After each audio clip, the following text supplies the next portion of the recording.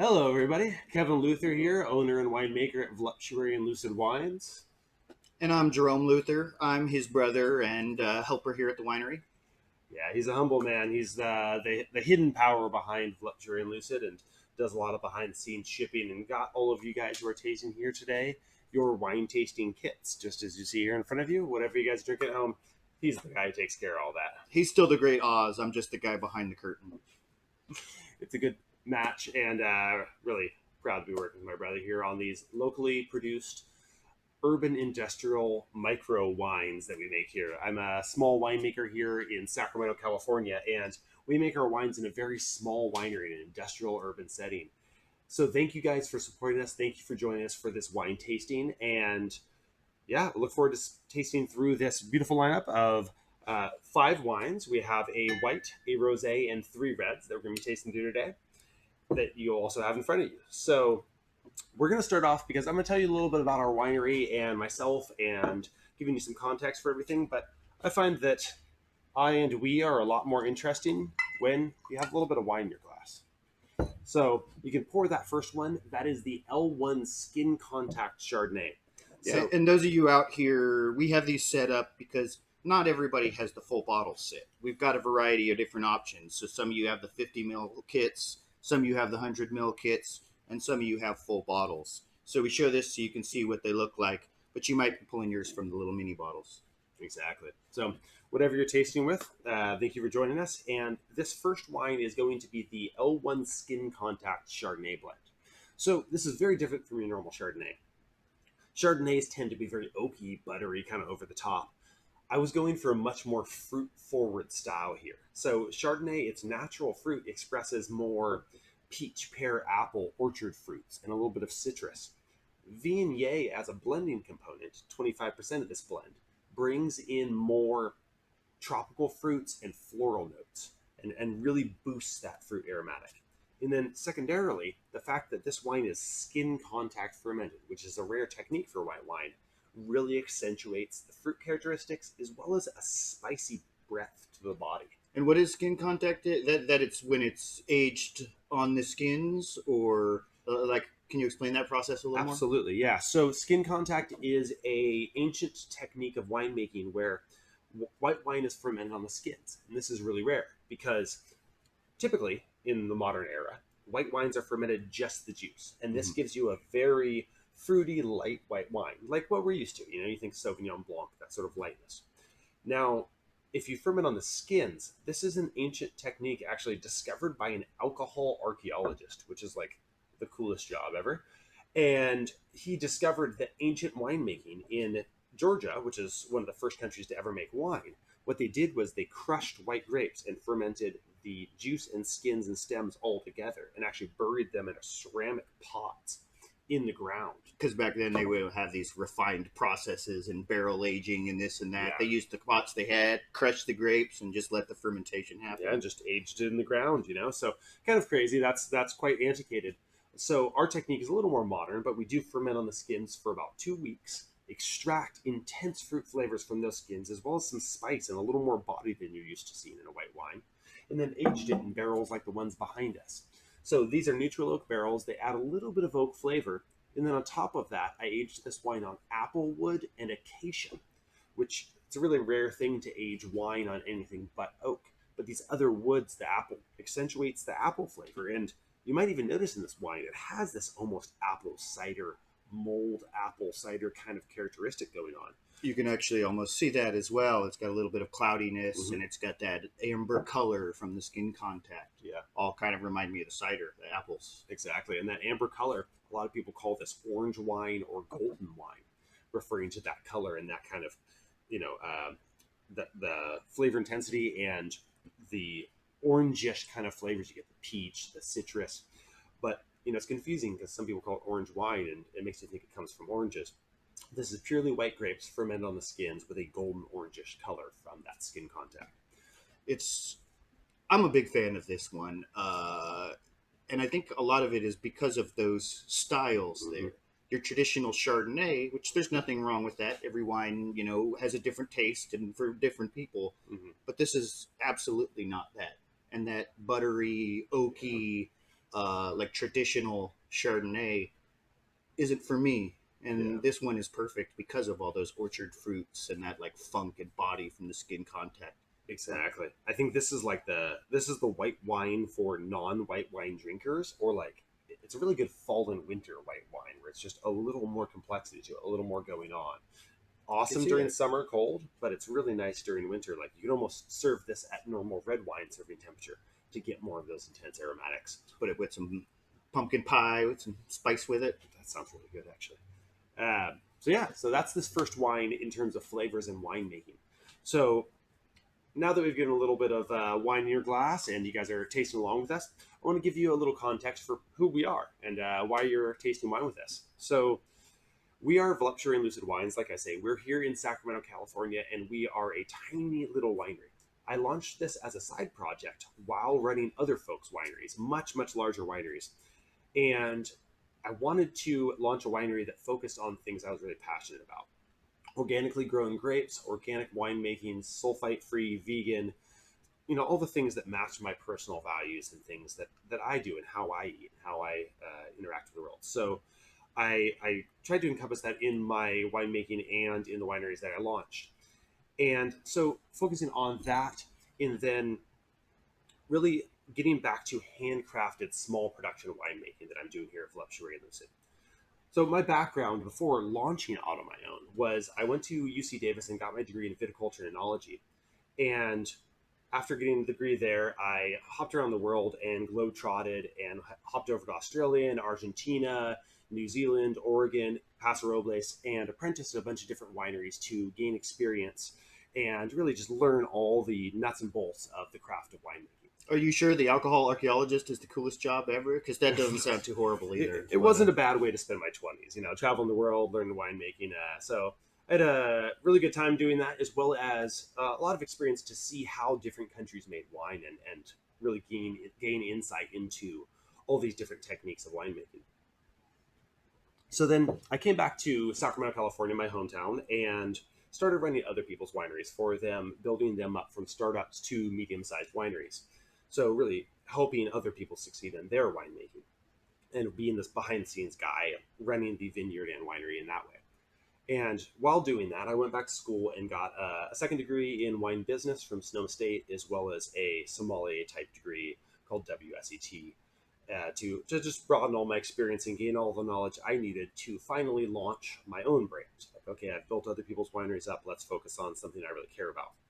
So launching Voluptuary and Lucid 3 years ago, really, again, wanting to get back to my values. All the ways I was making the wine, but also donating $1 from every bottle to nonprofits, the Sacramento Tree Foundation for most of our first year, and just generally local nonprofits, a lot of environmental stuff and causes we believe in.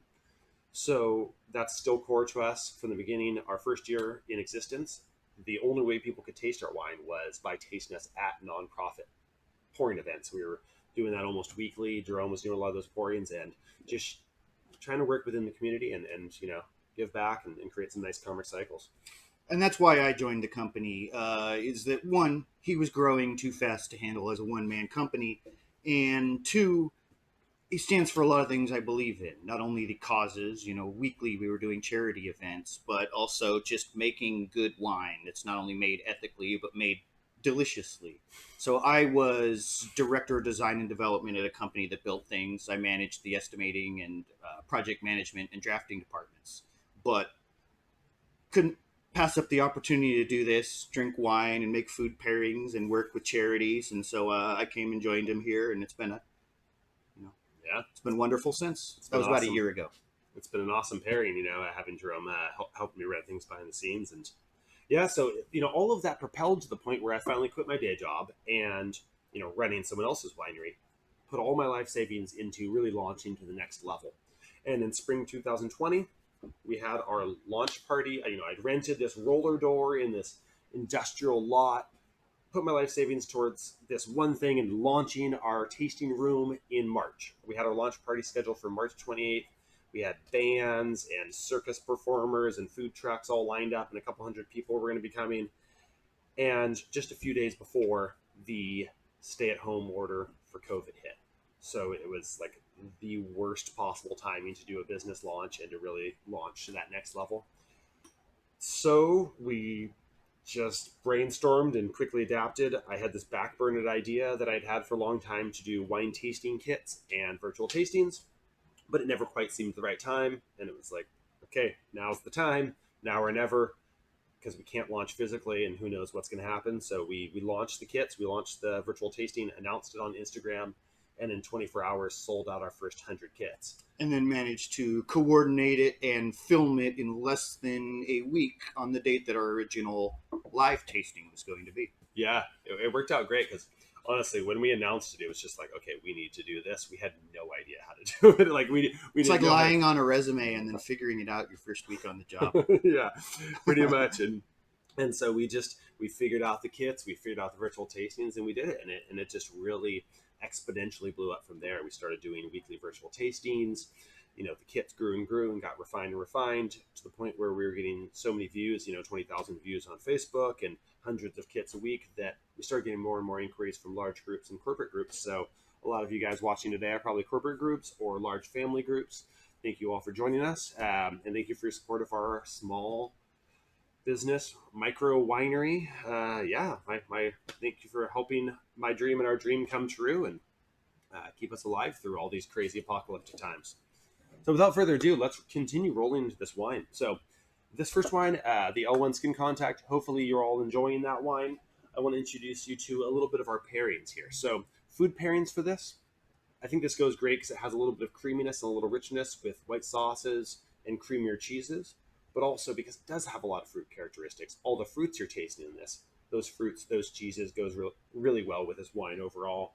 Yeah, and apples or light, crisp fruits. Yeah. I can very much see that. Yeah, and then also because there's a bit of a crisp citrus component, this can go really well with oysters and citrus. So it can play into that area, but it can play into something a little more rich too. It's a nice middle ground white wine. It lives in both worlds. You've got that little bit of funk and body where you can pair it with cheeses and mushrooms and white sauce, and then you also have that crispness to go with the seafood or the, orchard fruits and things along those lines. Yeah, I wasn't originally thinking mushrooms, but I could totally see like an oyster mushroom or something with a little bit of... Right. Not like your funky shiitake or anything like that. But yeah, exactly. An oyster mushroom or maybe like a white button mushroom. And we'll talk about this throughout the evening, but the different pairings all, wine and food pairing there's a lot going on there, and you can use a lot of rules of thumb in terms of like matching food and wine that come from a similar region or matching up food and wine that have certain aligned flavors.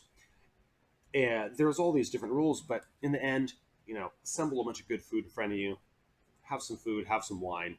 You can almost not go wrong because good wine, good food, and good company is pretty much the key to life. Yeah, try it all. Yeah, exactly. So, so some good food pairings there, and then music pairings for this.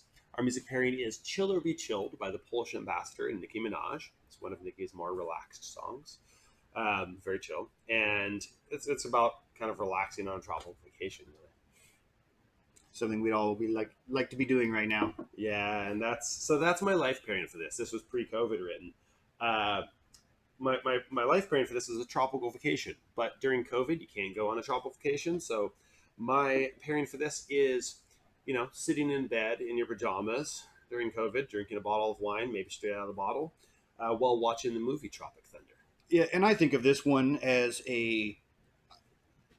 like a self-care, self-love type of wine. Like this is the wine that you would want when you're, getting a massage, or like taking a bubble bath, or just like relaxing around and just treating yourself.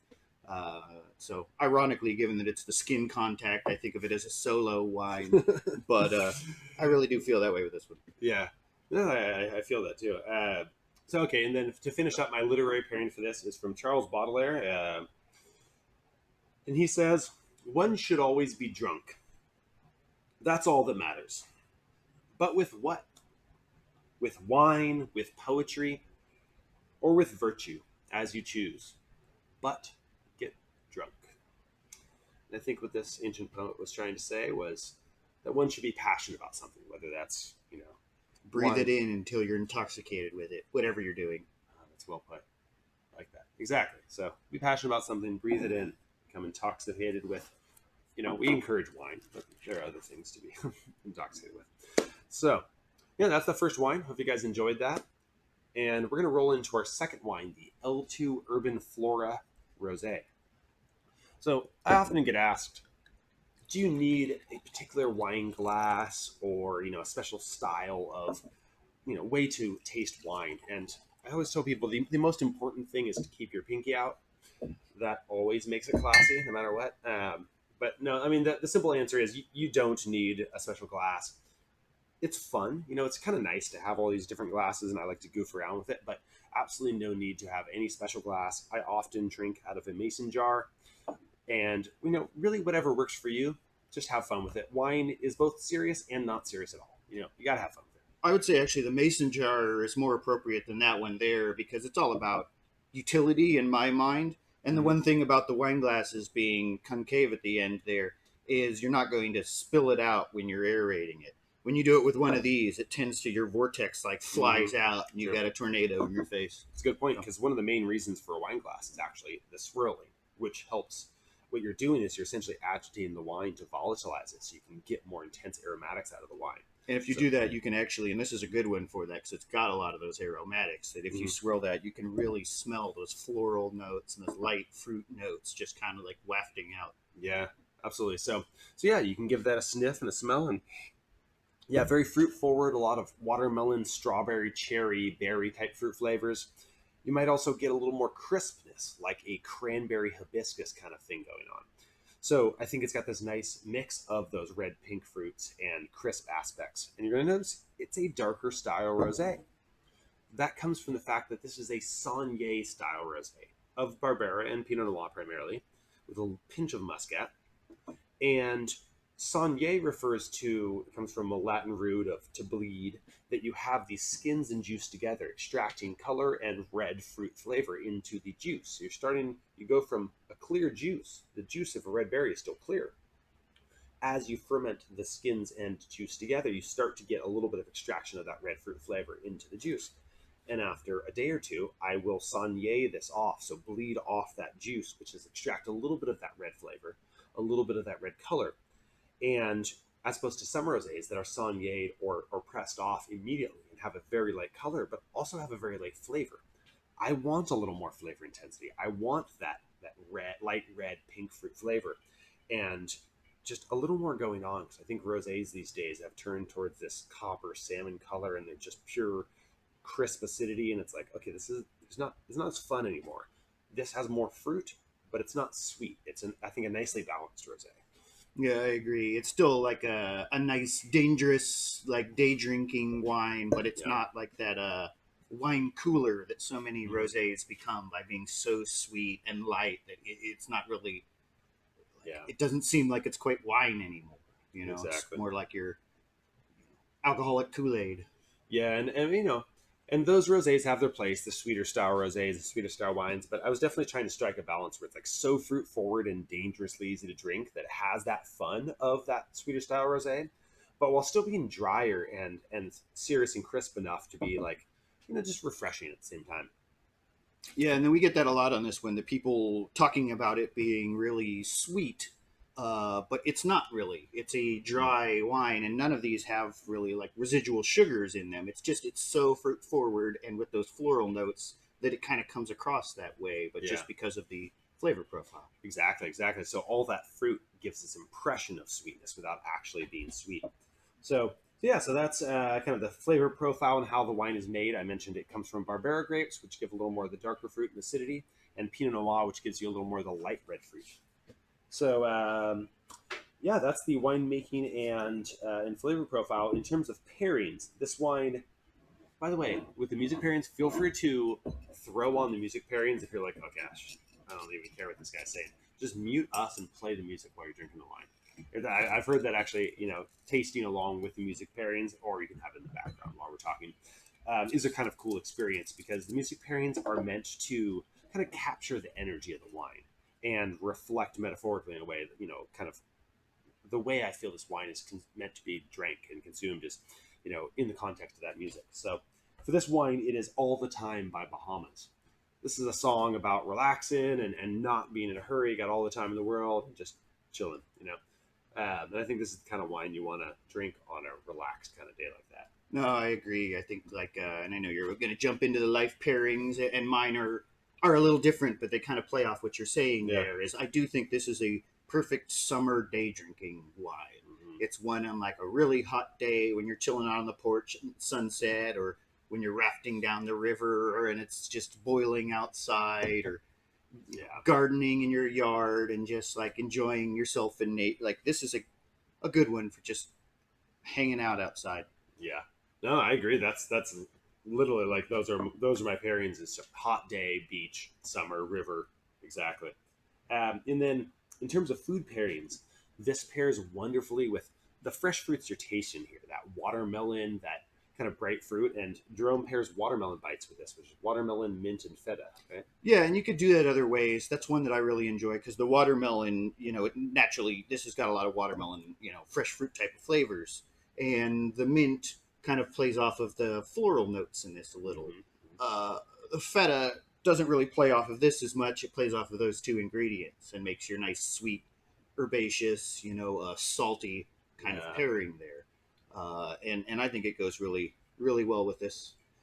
Another one that I've paired with this before is a Thai style salad, which you can do either with watermelon or with cucumber or other like fresh, crunchy fruits, and then pair that with mint, Thai basil, cilantro, and then a dressing of fish sauce, lime, and Thai chilies.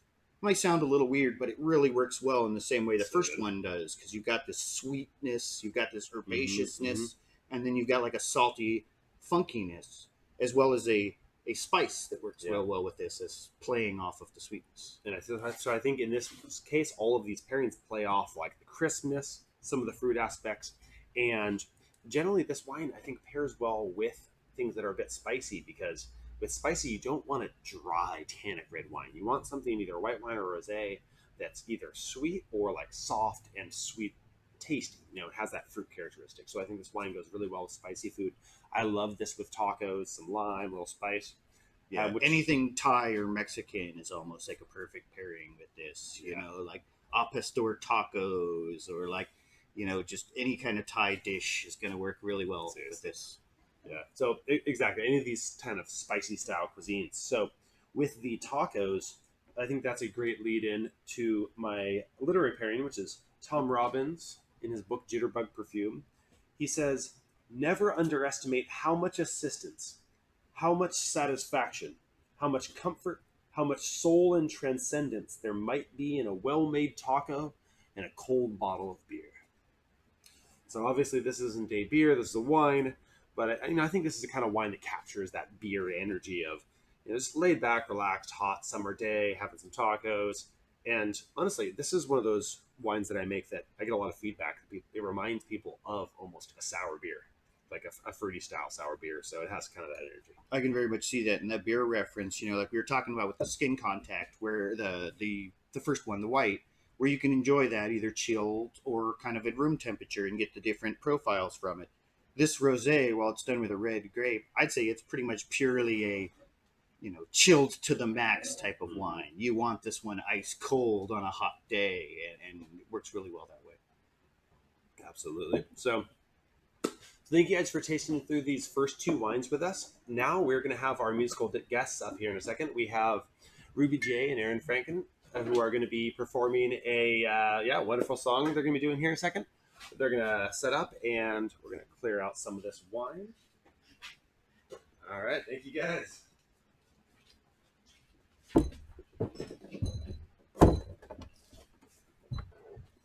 And you're welcome to pour your third wine and enjoy that while this is going on. Unless he edits me out. Yeah. So that third wine you guys are going to be pouring for yourself, this while we're getting set up, is going to be the L8 Manifesto Barbara. So this is the same Barbera that went into that rosé, but made as a fully red wine. So a full 2-week fermentation on the skins. This is going to bring in a lot more of this black cherry, blackberry, plum type fruit flavor. And so you're going to get a lot of these beautiful dark fruit flavors, but overall a smoother, lighter tannin, more balanced style red wine. with a nice crisp acidity. So I'll let you guys start tasting that and enjoy some beautiful music. Thank you guys.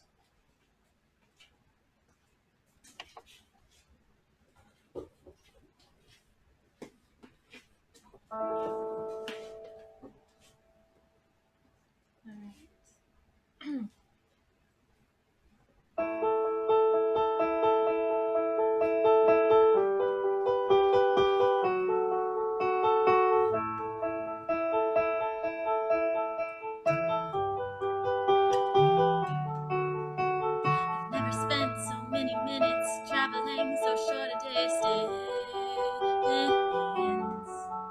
I've never stared at one red light so long before in my whole life. I've never seen your face before, but you're in my dreams over and over, more and more. I've never known what true love is, and if it finds me, what if I won't know it did? Traffic jam, slowing down my mind till I know I am. Traffic jams forcing me to analyze the space I'm in. I wonder how long this would take if there were no more cars on the highway.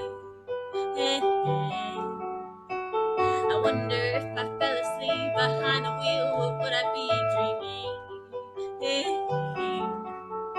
You know I've never seen your face before, but you're in my dreams over and over, more and more. I've never known what true love is, and if it finds me, what if I won't know it did?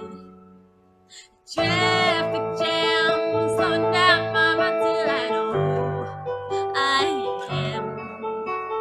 Traffic jams forcing me to analyze the space I'm in. Stuck in this traffic jam, slowing down my mind till I know I am. Stuck in this traffic jam, forcing me to analyze the space I'm in. Stop and go, making me start to show my vulnerability to the car next to me.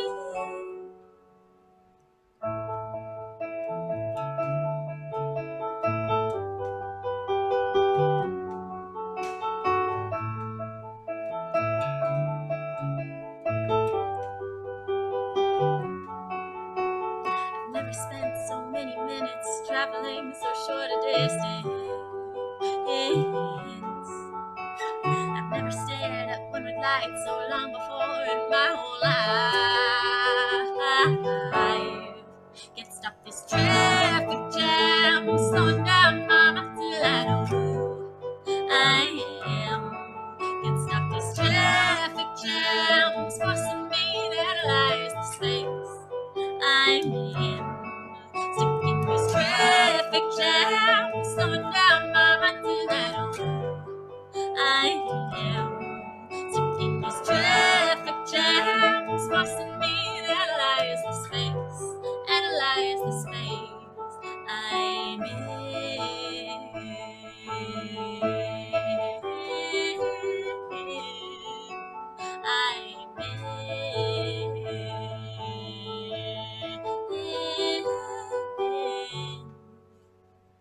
Traffic jams, slowing down my mind till I know who I am. Traffic jams, forcing me to analyze the space I'm in. Woo! All right, thank you guys. That was awesome. That's always my favorite part of the show. I mean, Kevin is so informative. I learn and entertaining. I learn something new every time I listen to him, even if we've done it 100 times. And of course, I like listening to myself talk, but they killed it. Yeah, you guys are awesome. Thank you so much. So yeah, they've performed. You know, we do these weekly shows on Facebook, Instagram, and YouTube for our general tastings, and they performed throughout these last months and been huge supporters of our show. So thank you guys. So yeah, So now we're into that third wine, the L3 Manifesto Barbera. So yes, let's do the chalice. So Kevin was talking about how it's the same Barbera grapes done in a different way as the rosé, and I find that I'm not the wine expert he is, but I find this really helpful in understanding wines more and not just enjoying them. And to try the same wine two different ways, and you can see the color difference, you can taste the difference in the flavor, and you can actually almost see it in the logos as well. They're like a day versus night, summer versus winter version of the same wine done with the same grape. And you really kind of taste those same fruity profiles, but darker fruit rather than your lighter fruit. Yeah. And instead of those herbaceous floral notes, you get like these dark baking spice notes. It's so a really cool. interesting contrast. So it's one of those things with winemaking. A huge influence on the flavor of the wine is the skins, because the actual juice of a red grape is clear, so you can actually make a white wine with a red grape. When you make a rosé, it has a couple days of skin contact in this case. When you make a dark red wine, you're generally looking at a week to a month of skin contact, and those skins are extracting that color into the wine. They're also extracting that weight and that red wininess. Your tannins and your So body. The tannins are what give you that dryness, bitterness, and astringency you get in red wines. So yeah, so this wine, the red version of the Barbera, has those characteristics, and so now you're going to get that black cherry, that blackberry, that plum note, and then this wine also has to it a definitive like chocolatey maple molasses thing going on as well. Yeah, I really enjoy that in this. The last vintage had that dark fruitiness, but didn't quite have that characteristic. And I really feel like that brings a lot to this vintage, having that kind of like chocolatey, note to balance off of those dark fruits, because that's a great pairing in and of itself. Right. But pairing that within the notes of your wine, it's really interesting. So yeah, so exactly. So you're getting that like dark fruit chocolate, like, oh, those flavors are awesome together. And then that maple molasses note. Part of what this is coming from is, okay, Barbera naturally, it's a grape from northwest Italy, and it grows in the same region as Nebbiolo. Nebbiolo was the mountaintop wine of the rich, very rarefied. Well, Barbera was the grape of the people, and it made a wine that was fruit forward and just great for your Tuesday night dinner with family, paired well with food. That was more like the peasant Italian grape, Exactly, not the like not the elite, 1%. right? Yeah. So then it was, it was the wine of the people, and it really was very popular. And when Italian immigrants came to California, the Sierra foothills, during the gold rush in the 1850s, they brought with them cuttings from their homeland and brought that to the foothills, planted them, I suppose, so they could have a little Barbera to drink while they were doing some gold mining, and that added up to them then having these vines in the foothills, and that continued to be propagated. And now we have the grandchildren, so to speak, of those vines that still remain in this region and are our hallmark grape that you really see Barbera continuing to grow in this region and being really the best wines. Makes that same stout, beautiful fruit, and then aged in oak. So the Barbera gives those fruit flavors. Oak aging gives you a little more of that vanilla chocolate kind of characteristic you're seeing. And then oak barrels is what winemakers always age red wines in. But coming from a family of woodworkers, my brothers, our other brothers and our uncle and a lot of our family are woodworkers. And they asked me when I started making wine, why do we only make barrels for aging wine out of oak? And essentially the answer is it makes the best barrel and it adds really nice flavors to wine. But other woods, when you're sawing them, or if you're a barbecuer, when you're grilling with them and smoking with them, you get really nice flavors from other woods. So why can't they add nice flavor to wine? Well, they don't make a good barrel, but you can add those woods to the wine and actually soak that flavor into the wine. So in this case, I used a little cherry wood, but also some maple wood, which I think really shows through more in this wine. And that maple wood gives this molasses maple kind of characteristic to the wine, which really adds to the richness of the flavor, but also aromatically a little bit.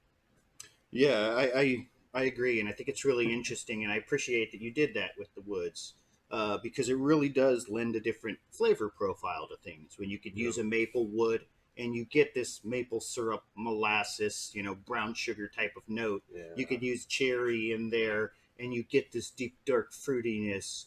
You can use a hickory or cedar or something that's more aromatic and more outdoorsy, and it increases that note in it where it smells and tastes like campfire or like just it's a whole new spice rack for me as a winemaker that, once I started experimenting with these other woods, winemakers kind of locked into oak. But all these other woods, they're no more extreme than oak. They're, in fact, a lot more subtle than oak in many cases. But they do add some really nice, subtle elements to the wine that help accentuate what's already there in the grape. Yeah, so you'll see all of the wines have a base of oak because that is the barrels we use, and then put in staves of the other woods as flavor profile additions. And that's something spent a long time before making these, doing trials with them, getting small batches of all of them and aging them with all these different woods and determining what worked with what. Your apple with your light ones and your cherry with your medium ones and your darker smoky woods with your dark reds. So those are fun trials to do. You just keep mixing, blending, seeing what soaks up what flavor, trying. It's a hard job as a winemaker, but I enjoy it. And it's actually kind of jokes around about that, but it was really interesting doing it because some of them were perfect pairings and were amazing, and some of them were just really, really bad. Like, why does this white wine have this like herbal spiciness going on, or like the rosemary one? So it wasn't like a purely straightforward thing. It took a lot of experimentation and trial and error, and I really liked the final effect, but it wasn't just true. It's something I enjoy as a winemaker, stepping outside of the box and doing, innovating and adapting. We see that in our, doing these kits and doing these virtual tastings. It's just, we're a young, small company. I'm a young experimental winemaker, and I really enjoy just trying to push boundaries and trying new things. So, okay. This wine, my pairings. So, music pairing you can throw on Nina Simone's Feeling Good. Absolute classic. If you haven't heard the song, throw it on immediately. Just one of the most relaxing and yet like freedom-filled songs. It's such a beautiful song. And I just think this wine has that soulfulness that matches that song. And then that would be a good song to play during my life pairing, which is Dinner with Friends on an autumn night. Just kind of a cool evening. You're out on the porch, the veranda, whatever, having dinner with friends, kind of out in the air. Yeah, it's kind of the same as, like we said, with the rosé, but more of a night, autumn version rather than your summer day. Exactly, right? So it's the same wine, just, the light and dark version of it, right? So, because, it doesn't have that, you want to drink it in the hot summer day as the rosé does, but it's not quite your, deep winter red wine, which we're going to get to in a little bit. This is more like your middle ground wine. Doesn't have quite the spiciness or tannins or just, it's still kind of fresh fruit. Yeah. I've had some people say, who are big Pinot fans, that this is almost like Pinot Noir, with just a little more going on. It's like getting a little darker fruit, but it still has that smoothness and lightness of a Pinot Noir. So it's that good middle ground wine. And then food pairings for this. I know that you pair grilled fruit with this, and then you have a cool pork recipe as well. Yeah, and I also, before I jump into that, I probably shouldn't be doing impromptu stuff here, but I thought of it as we were discussing it earlier. This would be fantastic with a dark, almost bitter chocolate with black cherries, or a chocolate covered cherry. Kind of covers a lot of those notes in here. But I also have a recipe that I've used before, and I actually do quite often with this wine, which is to take something like a pork tenderloin, or just any nice cut of pork, or even a firm tofu, squeezed out to make it really extra firm and drained, or maybe even a duck breast or something along those lines, but with cocoa powder, salt, and pepper, and cook that up, grill it, or do it on a cast iron and get a nice sear on it, and then pair that with a hoisin sauce or a plum sauce, because then you balance not only those fruity notes but also those dark chocolatey notes, and then tie that all in with whatever your protein of choice is. And especially I love the hoisin plum sauce kind of thing going on, because this wine does have that rich, that molasses note and the plum note of the fruit. I feel like that ties all that in together. And I think in a lot of food pairing with wine, one of the keys is the sauce. Like the base meat or vegetables is almost like, it's not irrelevant, but it's actually almost less important than the sauce a lot of times in food and wine pairing. Yeah, and that may sound a little funny, but we actually did a food and wine pairing dinner, and we had all these, like fancy, like the watermelon salad and shrimp with garlic butter sauce and grilled flank steak with bell peppers and onions. And by far the favorite amongst everybody there was the tofu with the cocoa rub and hoisin sauce. That just disappeared. So by the way, I'm gonna go refill our studio audience's glasses here, but you guys can all pour yourself the L7 Delirium Cabernet Sauvignon as well. And the L7 Delirium Cabernet Sauvignon is going to be getting into a little bit more of a full-bodied red wine style. So that's going to be this guy right here. So this is, you're getting into a little bit more weight to the wine. Darker fruit, a little more spice, a little more earthy herbaceousness. And all of your wines are very experimental and very off, the standard wines that you see on like grocery store shelves.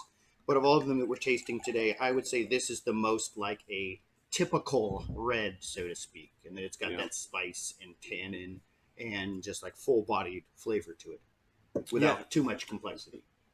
True. And so I think Cabernet Sauvignon is just, it is the king of grapes, right? So you go to Bordeaux, France, this is the base of those blends, which are the most expensive and famous blend in the world. Thousands of dollars for left bank Bordeaux blends that are Cabernet Sauvignon based. That's the reason. There's good reason why this is the most planted grape in the world, and by far the most planted red grape in the world. It's just really the backbone of a lot of great wines. It expresses dark fruit flavors, some spice, some herbaceousness, a good weight to it. It's like, it's almost synonymous with like strong red wine. And I also, in pouring it in my glass, noticed that the color seems quite different from the Barbera. Is that just purely because of the different varietal of grape, or the process, or there's a few things going on there. The Barbera is a grape that has really great color to it. Mm-hmm. In spite of being a fairly smooth, lighter red fruit wine in some ways, it has really beautiful dark color to it that tends to be a little more purple in color. Mm-hmm. Whereas Cabernet Sauvignon, you tend to get a little bit more of a deep red. Right, so almost like a brick red. Yeah, you'd absolutely, especially considering the fact that this is a little bit older vintage. The Barbera is a bit younger, so younger wines tend to have a little bit more bright color, not quite fluorescent, but like more in the purple tone. Whereas as you get more aged, you get into more of a red color, and especially as you get older and older, you get into more of a brick red even. So you'll see that in some of our wines, especially the more aged ones, that you'll get a little bit of a brick red color. But then in the younger wines, you'll get more of a bright, intense coloration to it, especially in the red wines, more of a purplish color. Yeah. So you get, like I say, dark fruit flavors, a lot of the same ones you see in a lot of red wines, blackberry, plum. This one, I think you see some fig as well. And then you also get into, spice, but also like a chocolatey coffee note. A lot of that chocolate vanilla as well. So those are, primary fruit, chocolate, vanilla, coffee. Okay, awesome. Those are kind of, your like fruity, sweeter fruit flavors. And then you get into the secondary aspect where you get into black pepper, green pepper, herbaceous, foresty notes. And I accentuated that. That's natural in Cabernet Sauvignon, but I accentuated that by aging this on maple and hickory wood, but also cedar and cypress. Very woodsy woods, that really took that, kind of green foresty note to the next level. And I think that really comes through. Like I liken that sometimes to, a lot of red wines, they have, they would be a great tomato pairing because they've got that ripe, fresh fruit, like sweetness. Yeah. But this almost would be a pairing with the tomatoes plus your fresh stems and leaves. You get that herbaceousness, that greenness coming through, kind of give you both sides of it. So it's there aromatically, but you also get on the finish and that dryness, the little bitterness and astringency. And I have a lot of people tell me, like, because, I'm hyper-focused on it because I've done all these experimentations and I'm fine-tuning these flavors. But most people tell me, honestly, the main flavors I get are the fruit and the chocolatey vanilla-ness. And so that's kind of the dominant flavor for a lot of people. Those other things are all like those subtle wine geeky things that, winemakers, we tend to dive deep into those aspects. So then roll into some pairings here. My music pairing for this is from Erykah Badu and her song Apple Tree. It's a very wonderful song. She says in that lyrically, she says, I pick my friends like I pick my fruit. My daddy told me that when I was only a youth. So I think this is a very deep song about, making conscious choices in your life and choosing your, people you surround yourself thoughtfully. And so, yeah, beautiful song. And I think this is a deep, thoughtful song, deep, thoughtful wine that matches that song. Yeah, I like that. Yeah. And then, thank you. So then the literary pairing for this is from Cesar Chavez, and he says, if you really want to make a friend, go to someone's house and eat with him. The people who give you their food give you their heart. And so for me, sharing food, wine with people is just really important to me, and it's a big part of what I value in life. And so I thank you all for sharing all this food and hopefully that you're having and this wine with us and joining us this evening. Yeah, as much as it helping us stay alive as a company, being an awesome part of these virtual tastings and getting to share this with you guys, but I think that connection, right now we all are craving that. We're all separated and isolated, and this is a great way to have an evening out to connect with other people, do the kind of things that we used to do before, the apocalypse came. Right? Yeah, because we've had a lot of folks. I mean, we have a lot of corporate groups and different sized groups, but a lot of people are connecting with our tastings that's, friends or family they just haven't seen in a while because of COVID, or maybe they're in different states or whatever. And it's a way to connect is like do this video, do this tasting and join each other while joining us. So it's like the highlight of my mom's week. She loves it. It's so awesome. Our moms. So those are some of the pairings, and then food pairings for this. This is definitely a deeper, darker red wine. It goes great with, steak, shiitake mushrooms, kind of those darker, deeper flavors. But I think there's a lot of other good pairings for this that incorporate like meatiness as well as pepperiness. Yeah, like stuffed bell peppers, or like I was mentioning earlier, like the flank steak with peppers, onions. Almost something sort of like a Philly cheesesteak without the cheese, or I mean, you could have it with the cheese, or fajitas, or yeah. And so if you're a vegetarian, sofritos, burrito style, like anything that has like a meaty component or like a dark sauce component with some pepperiness, that green herbaceous pepperiness plus black pepper or spicy pepper goes great with this wine. So and then lastly, my life pairings for this being a deep, dark, rich wine. I think this pairs wonderfully with building your own furniture. Also, riding a stallion into battle, reading leather-bound books while sitting in your armchair at your desk made of rich mahogany, or perhaps in the wintertime, drinking this wine while sitting by the fireplace. So since you don't have a Burgundy wine, decided to go with a Ron Burgundy wine for this one? Exactly. So yeah, if you guys have seen the movie Ron Burgundy, Anchorman, that's definitely a bit of a reference. Definitely, the jokes are better when you explain them. Yeah, that's my specialty. Sorry, dad jokes. So yeah, it's definitely a deeper, darker style wine that pairs well with kind of wintry experiences. So yeah, so that is the fourth wine, the L8 Delirium Cabernet Sauvignon. Hope you all enjoyed that. And by the way, if you guys are enjoying the wines, you can buy all of these. They're all available on our websites, lucidwinery.com and voluptuarywine.com. We'll post them in the comments to this video on YouTube, and you can check that out. I'll send the links to anyone organizing events who are tasting here. We'll send you a PDF with information on how to order the wine, as well as some discount codes, especially for everyone doing these tastings.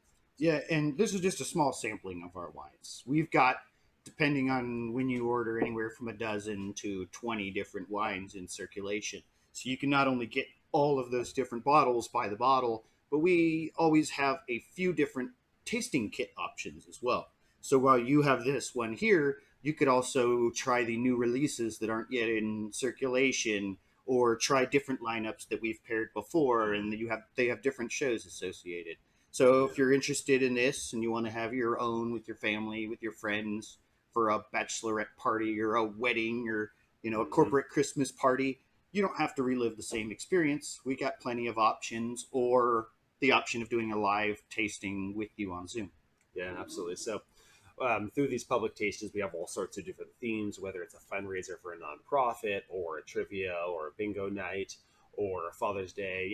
We've done all sorts of different public tastings, but for our private tastings, we also offer a really nice selection of, something similar to what we're doing here on this recorded tasting, but we'll do them, like you said, on Zoom, and we can add in elements of trivia night or bingo or winemaker's secrets with blind tasting. So there's all sorts of different customization options on how to do your private tasting on Zoom. And that's where my expertise comes in. Kevin's a wine expert. He can lead you through the blind tasting. He can show you all the wines. But when it comes to your wacky fun, like the trivia or the bingo or the food pairing, give me a call.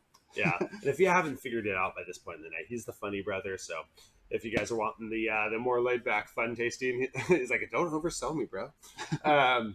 So yeah, we both do great tastings, and then we also have Stacy Luther, who does our other tastings, and a lot of you guys are interacting with directly, and she hosts a wonderful tasting as well, and has a big background in team building for corporate groups. So in case. So you have the three different approaches. Kevin's your wine expert, Stacy's your group organizing, team building expert, and I'm the guy who'll keep you entertained. Exactly. Yeah. So yeah, something for everyone. So that being said, we'll roll into our fifth and final wine, the L8 Wanderlust Red Blend. So this is our most popular wine across the board. It is a red blend of. You run out of chalices, right? Yeah. Chali.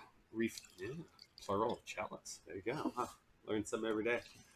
So the L8 Wanderlust Red Blend is a blend of 50% Cabernet Sauvignon, 25% Barbera, and 25% Zinfandel. So it's these last two wines we tried, plus another one added in. Exactly. So the Cabernet Sauvignon provides that backbone. The Barbera brings in a fruit-forward, aspect to the wine, and then the Zinfandel brings in more of a jammy, baked ripe fruit aspect.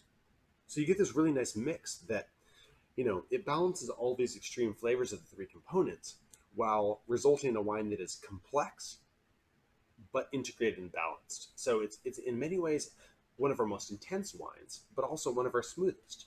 Yeah, and I think that's a good description for it, because you used a lot of the most intense wines with really intense woods and all these extreme flavors. But because you did it as a blend, it kind of balanced out, the peaks and the valleys of the flavor, and just gives you this really smooth, dark wine that just has all of those flavors, but none of them pushing it beyond the envelope. Nothing too extreme. Yeah. So that's what I was going for in this blend. I wanted something that, the three wines that went into this are $28, $28, and $38. This one's $18. There's really no reason why I did that, except that I wanted to make a wine that was like everyone would enjoy and everyone can afford. So it's a wine that should be like double what it costs, but it's not. It's just a deliciously balanced, affordable wine. So this is your sweet spot if you guys are looking for one to buy per bottle. Yeah. Yeah, we saw a lot of this. So so that's some of the making behind it. Other than those grapes that went into it, they're all Sierra Foothills grown, locally grown grapes. Some of you may be wondering, where are you guys getting your grapes from? I don't go into too much extreme detail on that during the live tasting or during this recorded one, just because, in the detailed tasting notes we've sent to all of you guys, or that if you're, ordering off the website that you can find on the website, we go into all those geeky wine details, and I'm already prone to going on rambles about my winemaking, so I don't want to go into too much detail, but all of that can be found in our detailed wine tasting notes.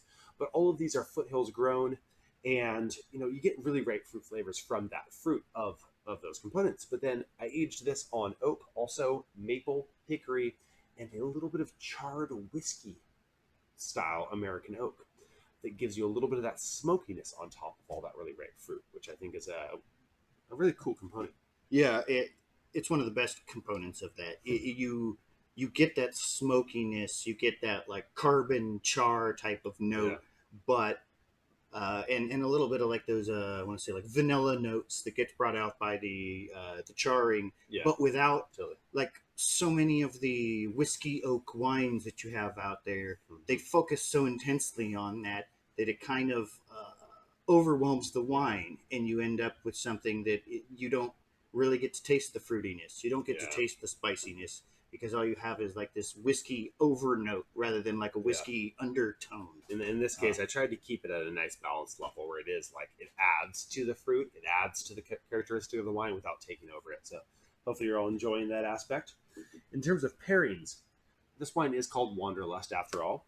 And so my music pairing for this is Me Gustas Tu by Manu Chao. And this is a song that it's just such a fun, upbeat song. And it's kind of a traveler's anthem of like most of the last 20 years. If you're traveling, visiting hostels or some foreign country, you'd hear this song. This is a musician who sings in like 5 different languages. And this song in particular is just really upbeat. And, you know, literally the lyrics are like, I like cooking. I like you. I like wine. I like you. And it's just a really upbeat kind of fun vibe to the whole song. So that's the music pairing. And then my life pairing for this is, you know, again, Wanderlust, being adventurous, you know, camping under the stars, whether, you know, with family, with your lover, whatever the case may be, camping, adventuring, that kind of overall vibe. Yeah, around a campfire or hanging out in the backyard around a barbecue. Like, I really see this. Like, I understand the wanderlust and the traveling, but to me, that smoky note is what most Campfire comes out from this, and where you would want anywhere that you've got a burning fire, you know, especially late at night, is a great place to enjoy this. Yeah, true. So, and then, so California, anywhere basically right now. Too soon. So, and then on that note, food pairings, great pairing for barbecue. Anything grilled, yeah, I mean steak. But this is a wine again. It's like it's complex, but it's also laid back. So you can pair this with burgers, with hot dogs. I mean, you don't have to go too crazy with this. This pairs with more laid back barbecue food. Yeah, I agree. Pizza or burgers or whatever. I mean, it also like you said, anything with char marks on it from your open fire. You know, whether it's a steak or whether it's mushrooms or, you know, anything. Yeah. Absolutely. So that's the food pairings, and then lastly, our literary pairing is from Hippocrates, and he says, "Let food be thy medicine, and medicine be thy food." And again, you know, especially amidst the apocalypse and COVID and everything, you know, we want to eat healthy and drink healthy, and we do make everything organic and vegan and sulfite-free and additive-free and about as healthy as you can get while still getting tipsy. So we try to do our part, and hopefully we're contributing to you guys having a nice, healthy, balanced food and wine diet here. And thank you again, everyone, for joining us. Yeah, it's always a pleasure tasting these wines with everyone. And if you have any questions or comments, feel free to email me at kevin@voluptuarywine.com. And yeah, we really appreciate everyone joining us and tasting through everything with us. Yeah, it's a good time. So thank you again. We will see you all soon, hopefully. Feel free to rebook us or refer us around. And if you would like to order any wine, you can order it off lucidwinery.com or voluptuarywine.com. And you can use the code ORGANIC. And that will get you $20 off any purchase of $100 or more. And then, okay, a lot of you are spread out across the U.S. and you're going, oh gosh, okay, that's a nice discount, but it's going to be like $60 for shipping. Well, free shipping with the code FREESHIP. That'll get you free shipping anywhere in the U.S., $100 or more. So those are ridiculous discount codes. Those literally will put us at a loss if you use both of those in order just like $100 of wine. So our whole thing is we want to share wine. We want to get our wine out there. We're a young, small wine company, and we're growing like crazy. But a big part of my focus is just sharing wine with everyone. Even if I'm not making money off of it, I just want wine in your glass. I want you to be sharing this wine with your friends. So please order a bunch of wine, share it with your friends. Join us again. Thank you all so much for supporting our urban industrial micro winery, Voluptuary Wine, Lucid Wine here. Again, thank you all, and have a great night. Pleasure sharing the evening with you.